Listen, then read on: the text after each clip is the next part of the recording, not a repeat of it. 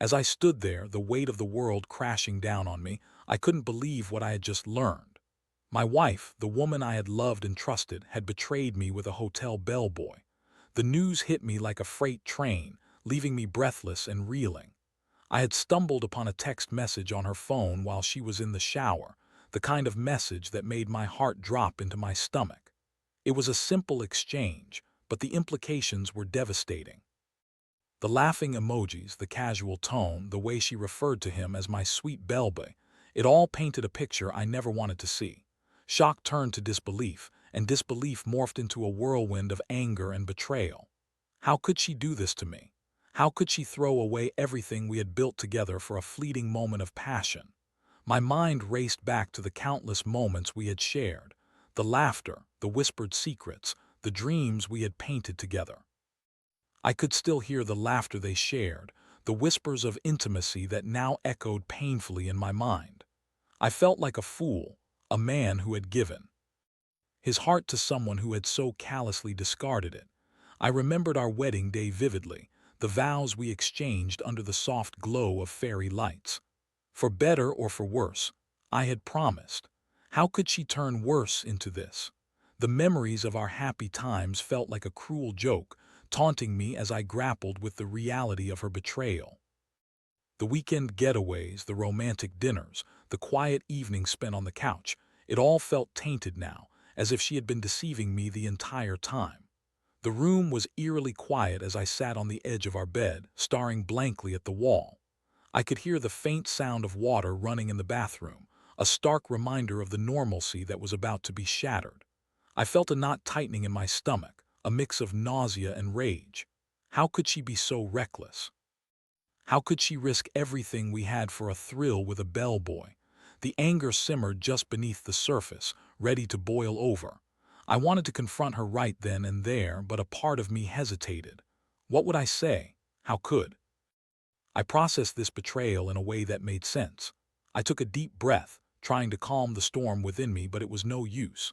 I was a man on the brink and I needed answers. When I finally gathered my courage and approached her, the air in the room was thick with tension. She emerged from the bathroom, her hair still damp, and looked at me with an innocent smile that felt like a slap in the face. I took a moment to gather my thoughts, to find the right words to express the turmoil churning inside me. There were no words that could adequately convey the pain, the betrayal, the anger. Who is he? The question came out sharper than I intended, cutting through the air like a knife. Her smile faltered, and I could see the realization dawn on her face. She opened her mouth to speak, but the words caught in her throat. I pressed on, my voice rising in intensity. I saw the messages. I know about the bellboy. Her eyes darted away, avoiding my gaze. It's not what you think, she stammered, but I could hear the panic in her voice, the denial, the excuses. It was all too much to bear. I felt a fire ignite within me, a mix of anger and heartbreak that propelled me to take action. I wanted to scream, to shake her until she understood the depth of her betrayal. The confrontation spiraled into chaos, with accusations flying back and forth. She tried to defend herself, claiming it was just a mistake, a moment of weakness. But I couldn't wrap my head around it. A mistake. How could she justify betraying the trust we had built over the years? The more she spoke, the more I felt the walls of our marriage crumbling around me. As I stood there, my heart pounding in my chest, I realized that this was it. The moment I had dreaded was upon me, confronting the woman I had loved, the woman who had shattered my trust. I felt lost, adrift in a sea of emotions. But one thing became clear: I couldn't let this betrayal go unanswered. I had to act. The decision to confront her was just the beginning. Now I had to decide what to do next. The anger bubbled beneath the surface, and I could feel the resolve solidifying within me. I would not be a victim in this situation. I would reclaim my power. It was time to take control of my life and put an end to the charade. As the dust settled from the confrontation, I found myself standing in the living room, staring at the packed bags I had hastily thrown together. I was filled with a mix of emotions: anger, sadness, and a strange sense of liberation. Each item I packed felt like a piece of my heart being ripped away, but I knew it was necessary. I was ready to say goodbye to the woman who had betrayed me. Packing her bags was cathartic yet agonizing. The designer clothes, the luxury shoes, symbols of the life we had built together, now tainted by her infidelity. I couldn't help but feel a sense of empowerment as I closed the suitcase, sealing away the memories of our life together. This was my act of defiance, my way of reclaiming my dignity. As I stood there, staring at the packed bags, I realized that this was not just an end but a new beginning. I had the strength to move forward, to reclaim my life from the ashes of betrayal. I had learned that I was stronger than I had ever given myself credit for, and as I took a deep breath, I felt a flicker of hope igniting within me. I was ready to face the future, to embrace the uncertainty that lay ahead. I had survived the storm, and now it was time to rebuild. The journey would be long, but I was determined to emerge from this stronger than ever. In the days that followed the confrontation, I found myself trapped in a haze of disbelief and confusion. The world around me continued to spin, but I felt like I was standing still, frozen in time. Each morning, I would wake up to the same empty space beside me, a stark reminder of what I had lost. The echoes of our past life lingered in the corners of our home, taunting me with memories of laughter, love, and trust that now felt like distant dreams. I spent hours replaying our happiest moments in my mind, trying to reconcile them with the betrayal that had shattered my world. I remembered our first date, the way she had smiled at me over dinner, her laughter brightening the dimly lit restaurant. I could still feel the warmth of her hand in mine as we strolled through the park, the way she would lean her head on my shoulder during movie nights. Those moments were the foundation of our relationship, the building blocks of a life we had crafted together. But now, those memories felt tainted. I couldn't help but wonder how many of those moments had been genuine, how many had been laced with deceit. The thought gnawed at me, a relentless ache in my chest. How could she have been so callous? How could she have risked everything we had for a fleeting thrill with someone who, in the grand scheme of things, meant nothing?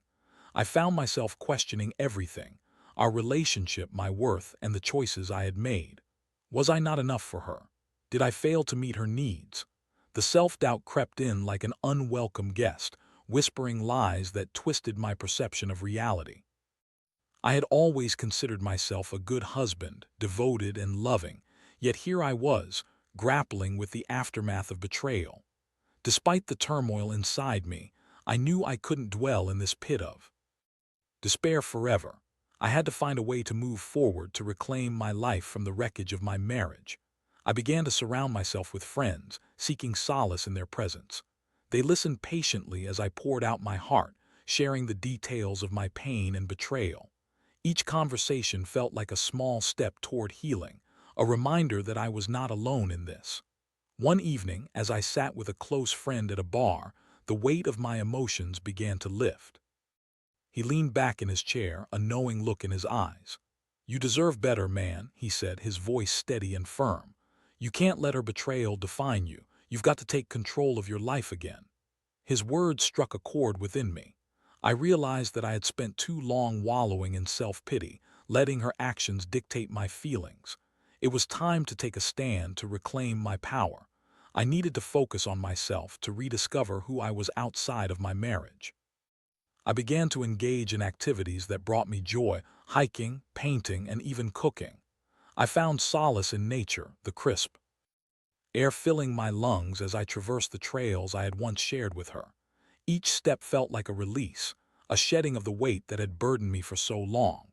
The vibrant colors of the trees and the sounds of birds chirping reminded me that life continued, even amidst heartbreak. As I continued to heal, I made the decision to confront my wife once more.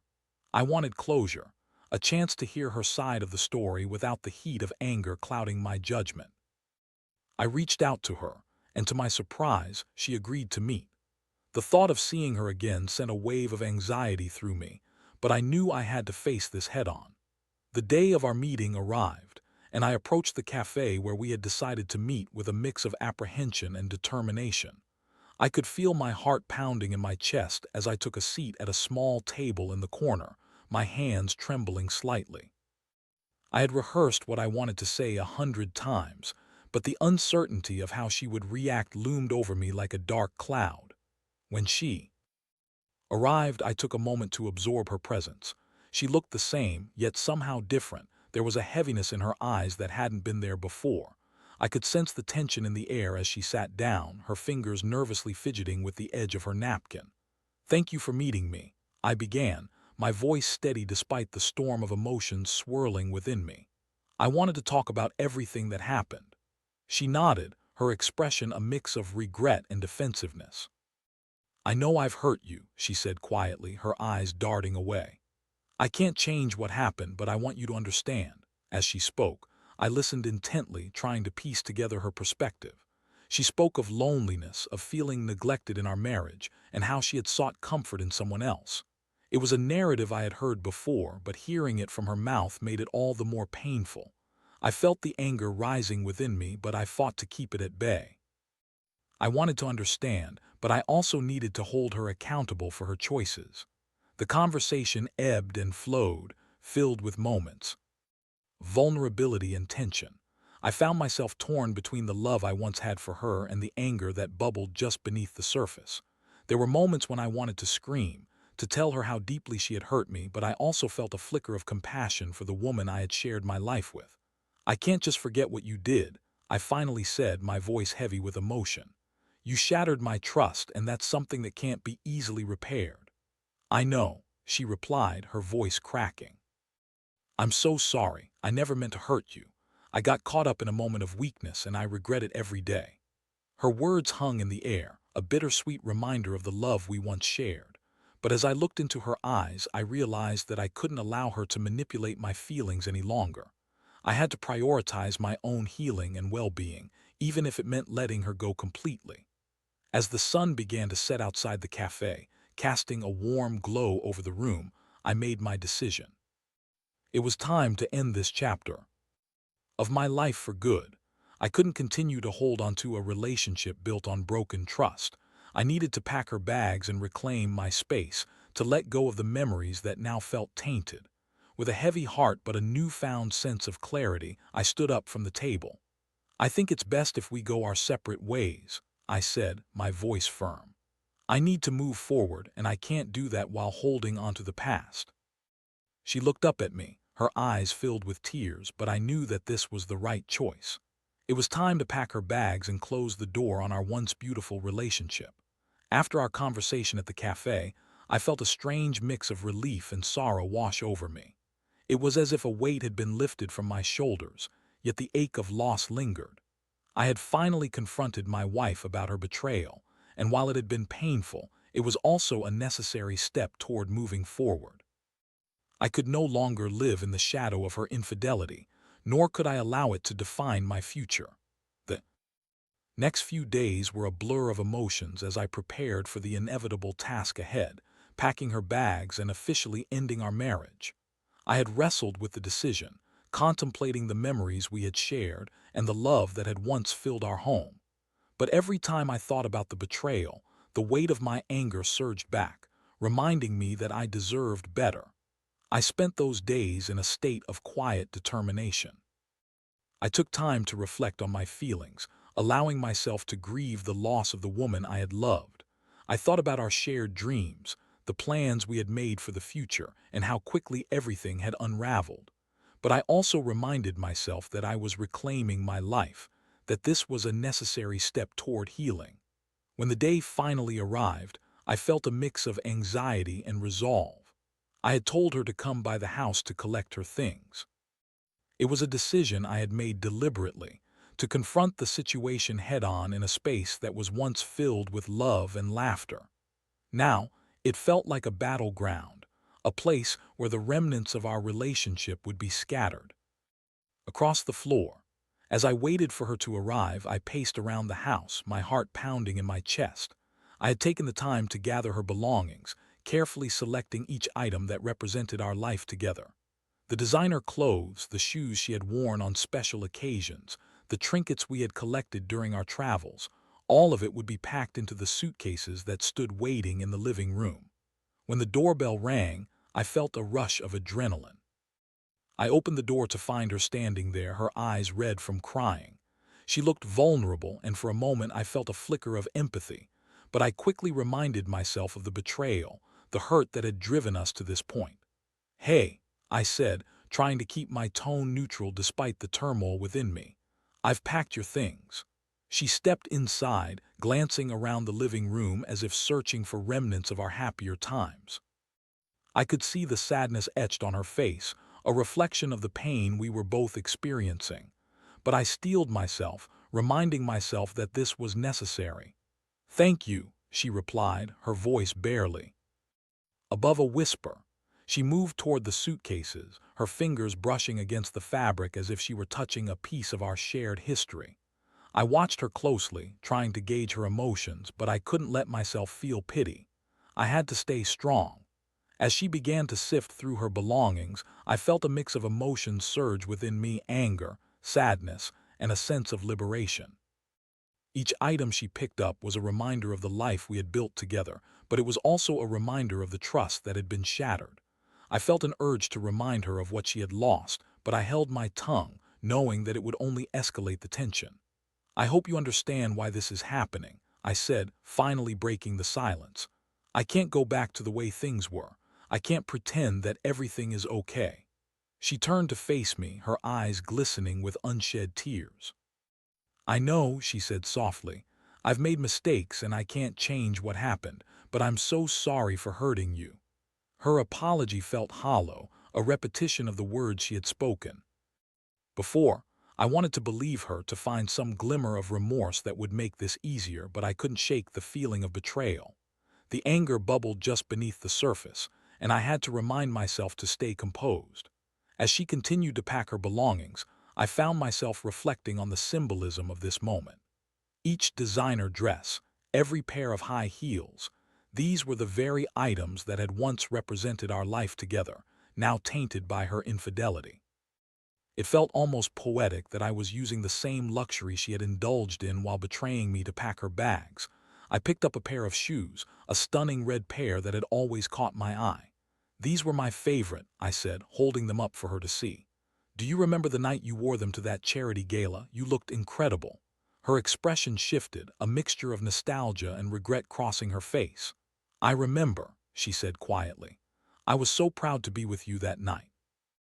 I set the shoes down, unable to reconcile the memory with the reality of her betrayal. "And yet, you chose to throw it all away for a moment of weakness," I replied, my voice tinged with bitterness. "It's hard to believe that those moments meant anything to you." She looked down, her shoulders slumping as if the weight of her actions was finally crashing down on her. "I know I messed up," she said, her voice breaking. "But I never wanted to hurt you. I felt lost." The vulnerability in her voice tugged at my heart, but I quickly pushed it aside. I couldn't afford to feel sympathy. This was about me reclaiming my life, not about her excuses. "It doesn't matter anymore," I said firmly. "What's done is done." The room fell silent as we continued to pack. I watched as she folded her clothes, placing them neatly into the suitcases. It felt surreal to witness the end of our marriage unfold before my eyes. A process that had once seemed unfathomable now felt strangely liberating. I was taking control of my life again, reclaiming my space and letting go of the hurt. As the last of her belongings were packed, I felt a sense of finality wash over me. This was the end of an era, the closing of a chapter that had been riddled with pain and betrayal. I glanced around the living room, taking in the remnants of our shared life, the photos on the walls, the memories that would forever be etched in my mind. "I guess this is goodbye," she said, her voice barely above a whisper. I nodded, feeling a mix of emotions swirl within me. "Goodbye," I replied, my voice steady. "I hope you find what you're looking for." As she turned to leave, I felt a bittersweet pang in my chest. I had loved this woman fiercely, and despite the betrayal, a part of me would always care for her. But I knew that it was time to let go, to move forward into a future that was mine to shape. With the door closing behind her, I felt a surge of emotions: relief, sadness, and a newfound sense of freedom. I was ready to embrace the uncertainty ahead, to reclaim my life from the ashes of betrayal. I had taken the first step toward healing, and now it was time to focus on rebuilding myself. The journey wouldn't be easy, but I was determined to rise from the ashes and embrace the possibilities that lay ahead. After my wife left, the The silence in the house felt deafening. It was as if the walls themselves were mourning the loss of the life we had built together. I stood there for a moment, staring at the closed door, my heart a tumultuous mix of emotions. I had done what needed to be done, yet the weight of the decision still hung heavily in the air, like a storm cloud refusing to dissipate. I took a deep breath, trying to ground myself in the reality of the situation. The act of packing her bags had felt liberating, but now that the dust had settled, I was left with the remnants of a shattered dream.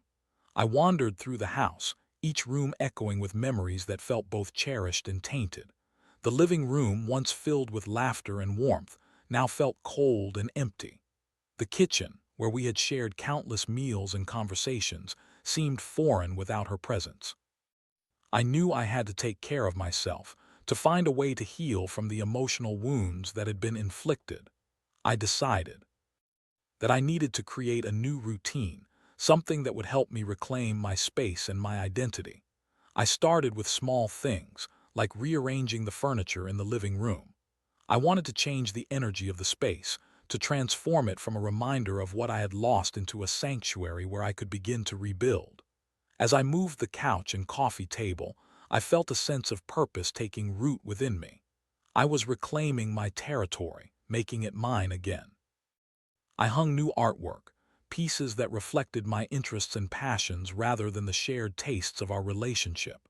Each adjustment felt like a step toward healing, a way to signify that I was moving forward, not backward. In the evenings, I began to immerse myself in activities that brought me joy, reading, painting, and cooking new recipes. I had always enjoyed cooking, and I found solace in experimenting with flavors and techniques. It was therapeutic to focus on something creative, to lose myself in the process rather than dwell on the past. I rediscovered my love for Italian cuisine and started to whip up dishes that reminded me of carefree evenings spent in bustling trattorias. I also made a point to reconnect with friends. I had distanced myself from them during the turmoil of my marriage, but now I realized how important it was to have a support system. I reached out, inviting friends over for game nights, movie marathons, and casual dinners. Their presence filled my home with laughter and warmth, reminding me that life continued beyond the pain of betrayal. One Friday night, I organized a small gathering at my place. Friends arrived with bottles of wine and trays of snacks, and the atmosphere quickly transformed into one of joy and camaraderie. As we played games and shared stories, I felt a sense of normalcy returning to my life. Laughter echoed through the rooms, and for the first time in a long while, I felt the heaviness in my chest begin to lift. "Hey, you're looking better," one of my friends remarked, clapping me on the back as we shared a laugh. "It's about time you got back to your old self." I smiled, grateful for the support. "Thanks, man, I'm trying. It's been a rough few weeks, but I'm working on moving forward." As the night wore on, I found myself opening up about my experience. I shared the details of the betrayal, the confrontation, and how I had packed her bags. My friends listened intently, offering words of encouragement and understanding. It felt good to share my story, to allow others to witness my journey of healing. In the weeks that followed, I continued to focus on self-care and personal growth. I enrolled in a cooking class, eager to refine my culinary skills and meet new people. The class was a welcome distraction, and I found joy in learning new techniques and experimenting with flavors.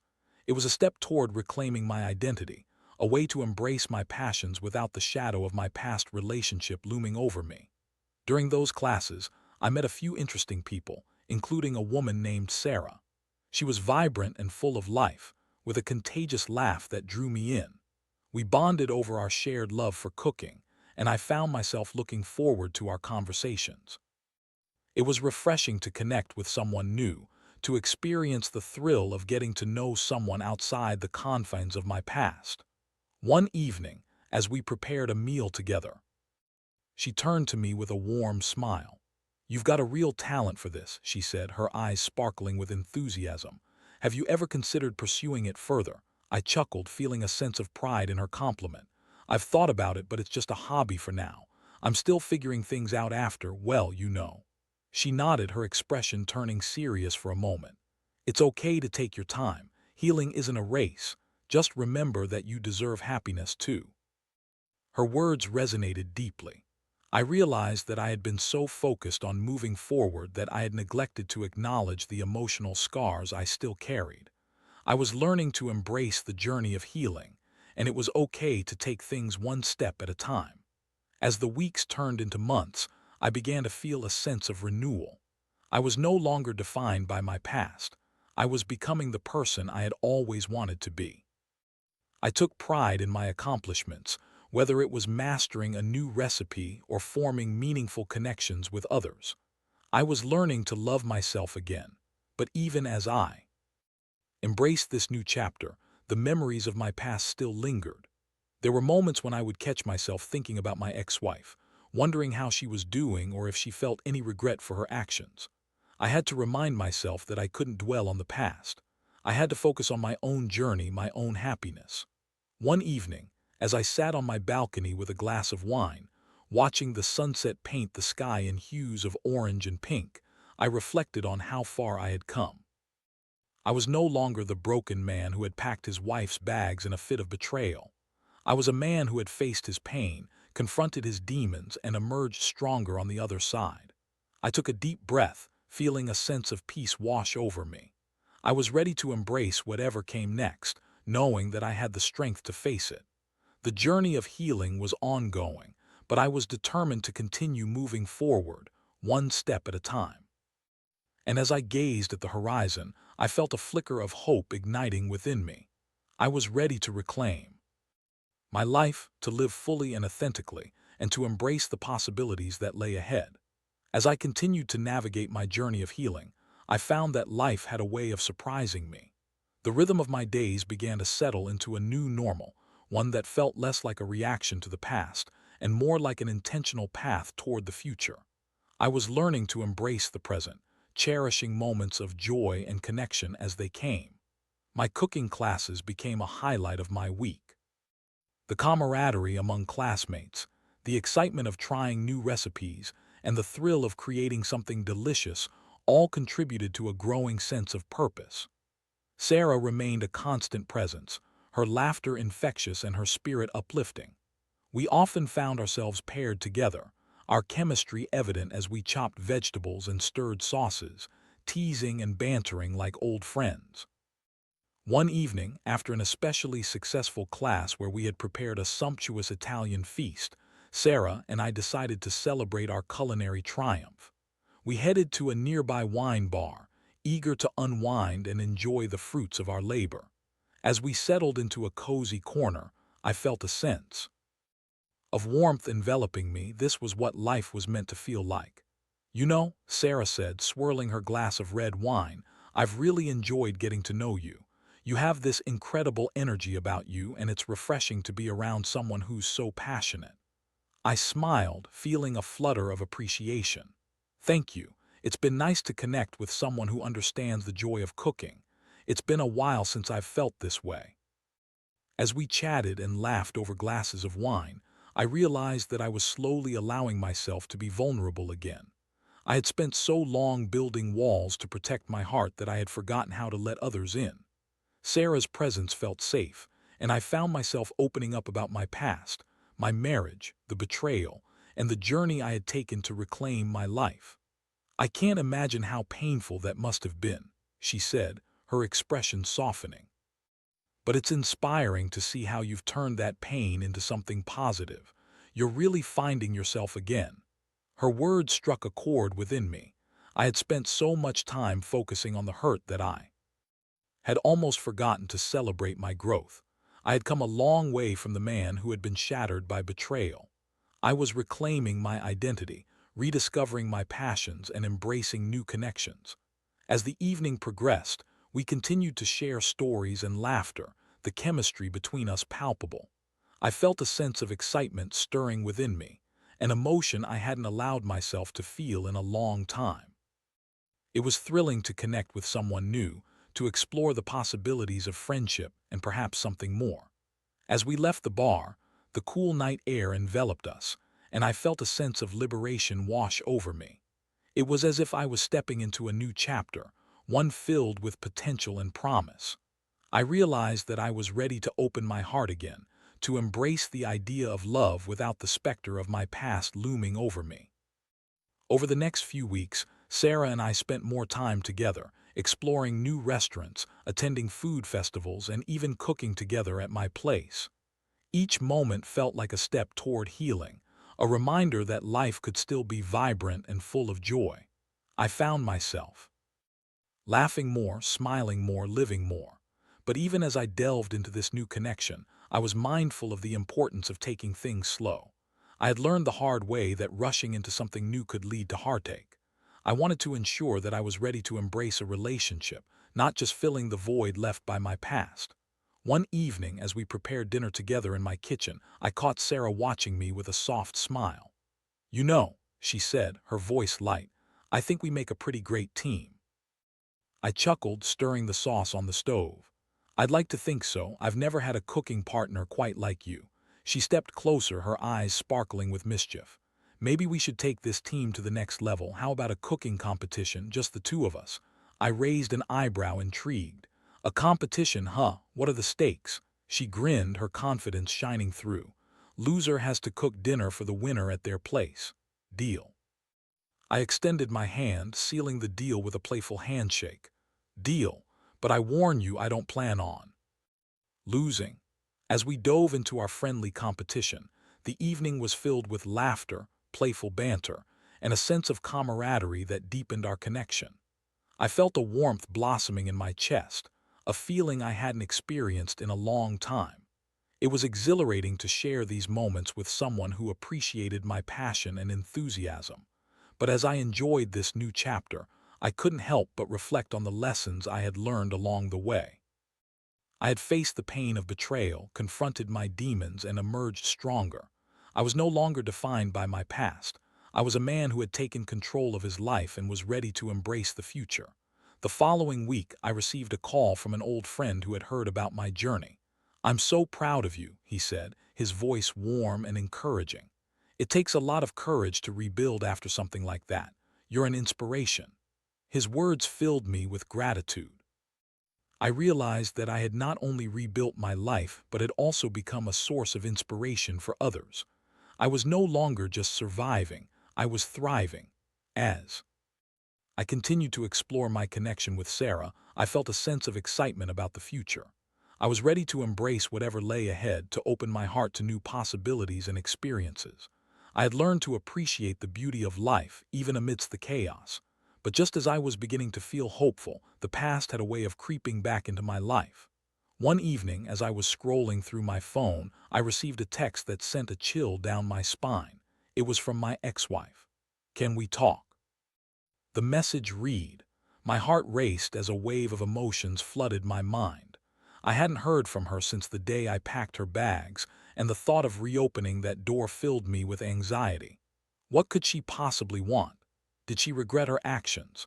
Was she looking for closure, or was she simply seeking to disrupt the new life I was building? I felt a mix of anger and confusion. I had worked so hard to move forward, to reclaim my life, and now it felt as though the past was trying to pull me back into its grasp. I took a deep breath, reminding myself of the progress I had made. I was no longer the broken man who had been blindsided by betrayal. I was stronger, wiser, and ready to face whatever came my way. After a moment of contemplation, I decided to respond. "What do you want to talk about?" I typed, my fingers trembling slightly. As I hit send, I felt a surge of resolve. No matter what she had to say, I would be prepared. I had come too far to let the past dictate my future. I was ready to confront whatever awaited me, and I would do so on my terms. The minutes felt like hours as I waited for her response. I sat on the couch, my heart racing, the weight of her message heavy in the air. I had built a new life for myself, and the thought of her re-entering it sent a wave of anxiety through me. I had worked so hard to move on, to find joy and purpose in the aftermath of our marriage. Would this be a setback? Would she try to manipulate my emotions again? Finally, my phone buzzed. I glanced down to see her. Reply: "I just want to talk. I miss you. Can we meet?" The simplicity of her message hit me hard. I felt a rush of conflicting emotions, anger, sadness, and a strange sense of nostalgia. I had spent months rebuilding my life, and now she wanted to pull me back into the past. I took a deep breath, reminding myself of the strength I had found in my journey. I was no longer that man who would let her words sway me. After a moment of deliberation, I typed back, "Fine, let's meet. But I have to be clear, this is not about rekindling anything. I've moved on." I hit send and felt a surge of determination. It was time to confront the reality of our past, but I would do so with boundaries firmly in place. I was no longer afraid of her or what she could say. I was ready to face her, to reclaim the narrative of our relationship. We agreed to meet at a cafe, the same one where we had shared countless coffees and conversations during our marriage. The irony wasn't lost on me. I arrived first, choosing a table outside where I could watch the world go by. The sun was shining and the air was filled with the scent of fresh pastries. I felt a sense of calm wash over me as I sipped my coffee, reminding myself that I was in control. When she arrived, I felt a rush of emotions. She looked different. Her hair was slightly longer, and there was a weariness in her eyes that hadn't been there before. But beneath it all, I could see the remnants of the woman I had loved. It was a stark reminder that even though she had hurt me, she was still a part of my past. "Thank you for meeting me," she said, her voice soft and tentative as she took a seat across from me. I nodded, keeping my expression neutral. "Let's get to the point. What do you want to talk about?" She took a deep breath, her gaze dropping to the table. "I've been doing a lot of thinking since everything happened. I realized how much I took for granted, and I regret the choices I made." I felt a mix of anger and pity. Regret? Is that really all you have to say? "You shattered my trust and now you want to talk about regret." She looked up, her eyes glistening with unshed tears. "I know I can't take back what I did and I don't expect you to forgive me, but I needed to tell you that I'm sorry. I never wanted to hurt you." Her apology felt both sincere and insufficient. I had spent so long grappling with my emotions, and while I appreciated her acknowledgement of the pain she caused, it did little to mend the wounds. "It's too late for apologies," I said, my voice steady. "I've moved on, I'm rebuilding my life, and I can't let you disrupt that." She nodded, tears spilling down her cheeks. "I understand, I'm not here to ask for anything. I just wanted you to know that I regret my actions and that I've been working on myself. I want to be a better person."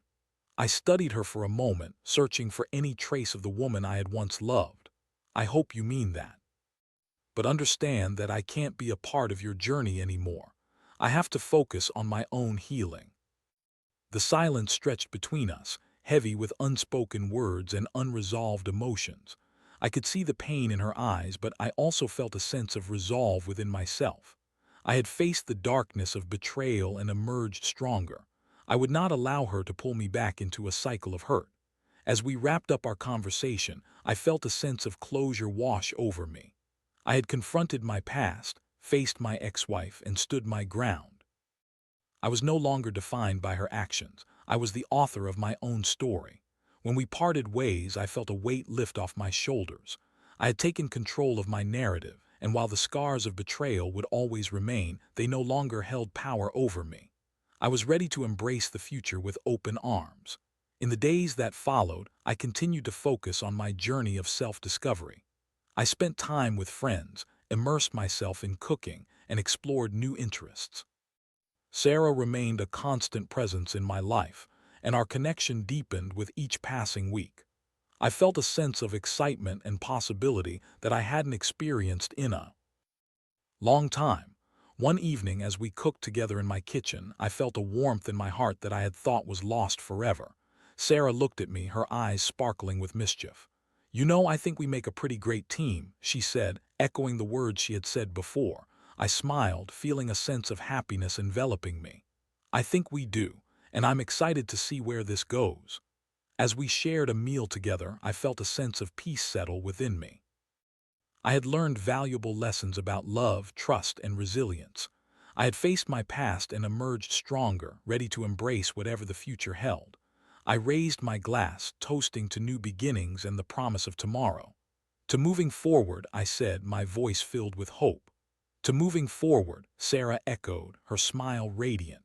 As we clinked our glasses, I felt a sense of liberation wash over me. I was no longer bound by the chains of betrayal. I was free to live, to love, and to build a future filled with joy and possibility. I had reclaimed my life, and I was ready to embrace the journey ahead, one delicious meal at a time.